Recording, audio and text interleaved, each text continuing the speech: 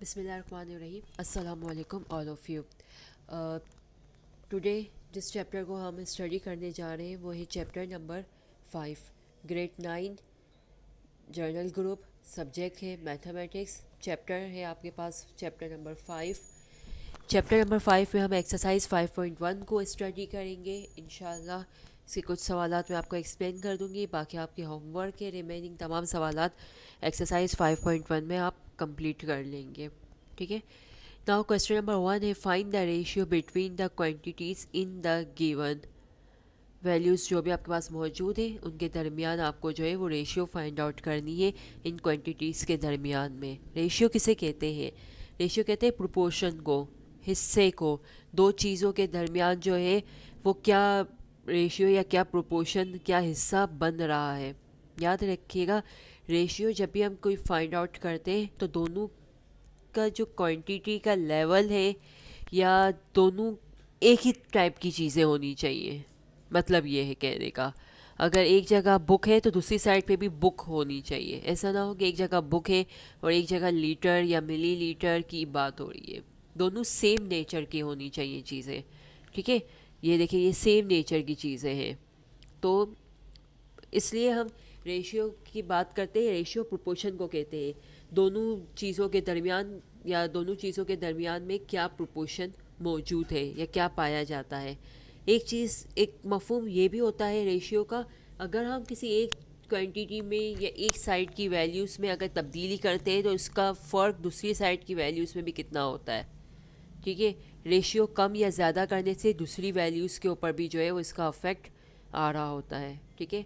Now अब हम study करते हैं, find the ratio between the quantities. आप दो क्वांटिटीज़ के दरमियान क्या रेशियो है आप वो बताइए।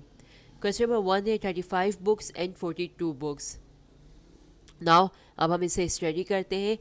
35 बुक्स एंड 42 बुक्स। रेशियो पर आने से पहले मैं आपको थोड़ी सी यहाँ पे इंफॉर्मेशन दे दूँ। रेशियो में जो फर्स्ट वैल्यू हमेशा जो कंसीडर होती है उसे हम कहते हैं एंटीसीडेंट। फर्स्ट वैल्यू को या फर्स्ट टर्म को हम एंटीसीडेंट कहते हैं। सेकंड टर्म को जो है वो हम क्या कहते हैं, कॉन्सिक्वेंट। सही है। First term as antecedent and second term is consequent. MCQs में ये सवाल आ सकता है, प्लीज़ ये लिख लीजिएगा। ठीक है। Now 35 ratio 42।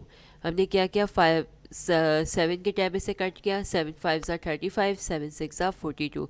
5 और 6 के दरमियान मज़ीद जो है वो कटिंग नहीं हो सकती, लिहाजा हमने यहीं पे स्टॉप कर दिया। इन दोनों बुक्स के दरमियान में जो हमारे पास क्वांटिटी गिवन थी, क्या रेशियो है, 5:6। सपोज डेट यहाँ पे 50 हो जाए, यहाँ पे 42 हो जाए, तो कोई एक साइड भी कोई एक साइड भी चेंज कर देते, दूसरी साइड भी जो है वो चेंज हो जाएगी। ठीक है।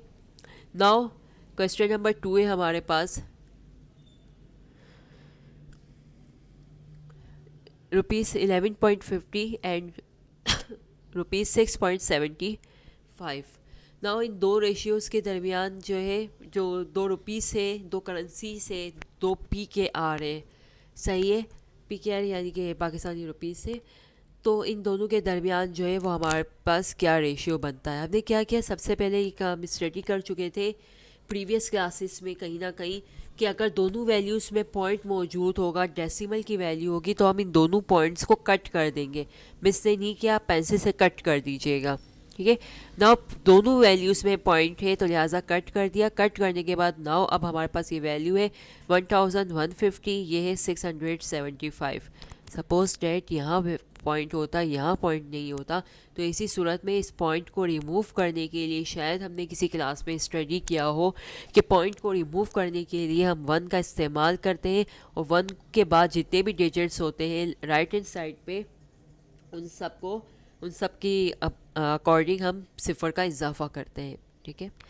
नाउ 11.50, 6.75, 5 के टेबल से कट किया। आप यहाँ पे चाहें तो लिख सकते हैं डिवाइड बाई 7, यहाँ पे हमने किया डिवाइड बाई 5। 5 2 ज़ा 10, 1 इज़ रिमेनिंग, 5 3 ज़ा 15, 0 इज़ रिमेनिंग, 5 1 ज़ा 5 6, 5 3 ज़ा 15, 2 इज़ रिमेनिंग, 5 5 ज़ा 25, 5 4 ज़ा 20। अगेन हमने 5 से ही किया है, 5 6 ज़ा 30, 5 2 ज़ा 10, 5 7 ज़ा 35। 46 रेशियो 27, इनके दरमियान हमारे पास ये वैल्यूज़ मौजूद है। 46 और 27 मज़ीद कट नहीं हो सकते, लिहाजा हमने इसे यहीं पर स्टॉप कर दिया। रेशियो दो इन दोनों रुपीस जो आपके पास अमाउंट मौजूद थी, इन दोनों के दरमियान जो रेशियो आया है वो है 46 रेशियो 27, यानी फ़ीसद, प्रोपोर्शन, हिस्सा, कितना हिस्सा बन रहा है। ठीक है, आई होप सो कि यहाँ तक आपको समझ में आ चुका होगा।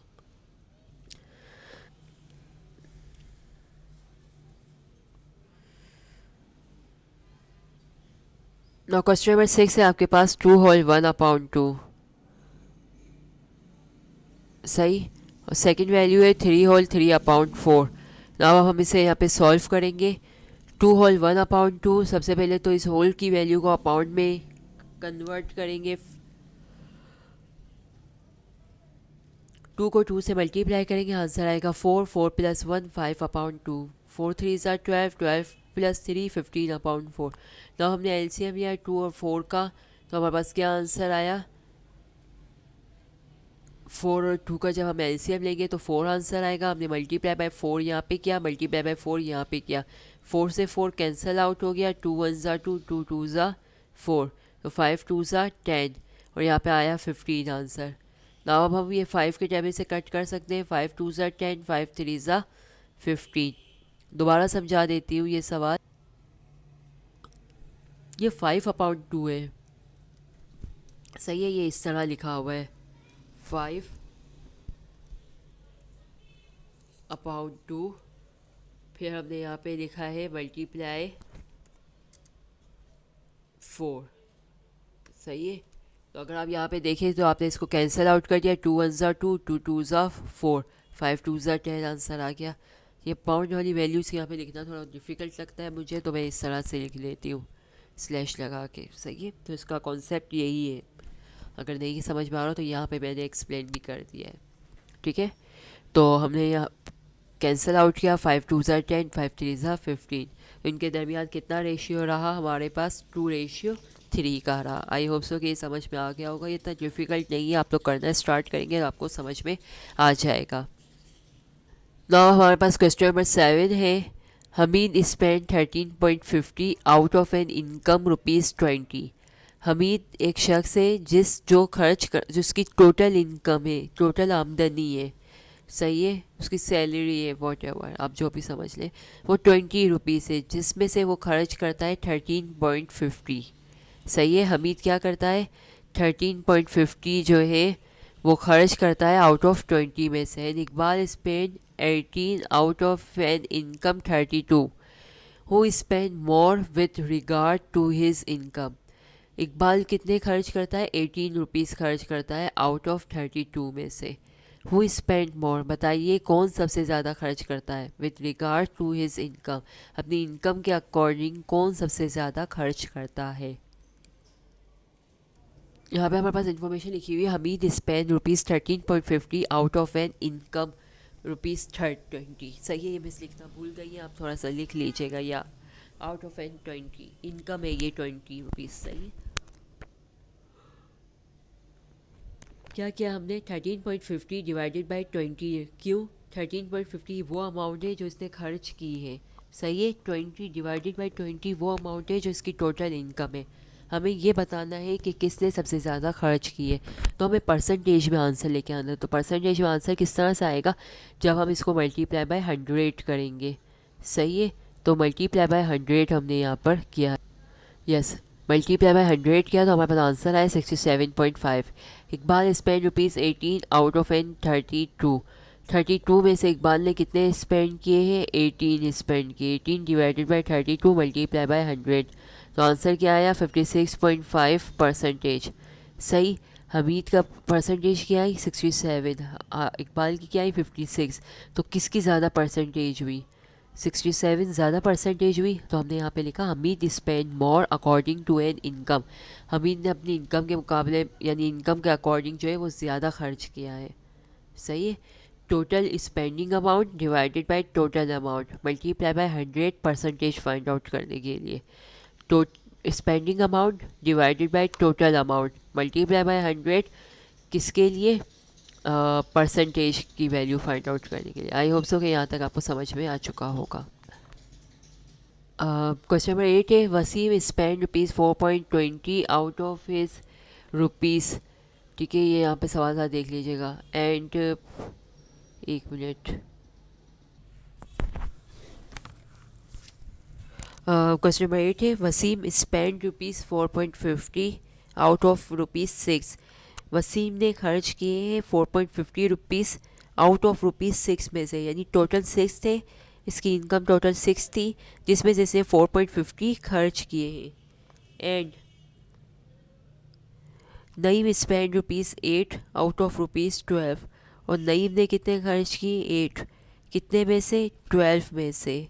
हु स्पेंड लेस, बताइए कौन, किसने कम खर्च किया है?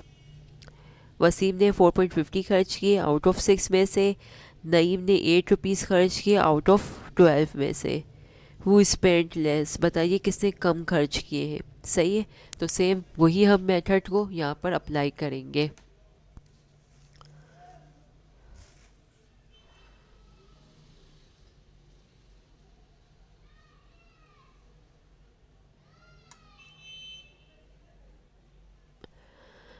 Waseem spend ₹4.50 out of an ₹6। Waseem ने 4.50 6 में से, टोटल अमाउंट में से 4.50 खर्च किए। तो 4.50 divided by 6 multiply by 100 percentage के लिए हम लिखते हैं। Naeem spend ₹8 out of an ₹12। Naeem ने कितने स्पेंड किए? 8। कितने में से? 12 में से। सही है, तो 8 divided by 12 multiply by percentage के लिए 8 स्पेंडिंग अमाउंट थी, 12 टोटल इनकम, परसेंटेज के लिए 100। तो हमारा आंसर क्या है? 66.6। किसने कम खर्च किए? तो डेफिनेटली नईम ने जो है वो कम खर्च किए। अब बेटा जितने भी रिमेनिंग आई होप्स हो कि यहाँ तक आपको समझ में आ चुका होगा। अब जो रिमेनिंग सवाल आते हैं वो आप कंप्लीट कर लीजिएगा। सही है, अगर फिर भी कोई परेशानी हो तो ज़रूर आप जो है, अगर कुछ भी परेशानी हो तो बेटा आप लोग पूछ लीजिएगा। आई होप्स हो कि कोई परेशानी मज़ीद आपको नहीं होगी। Thank you so much.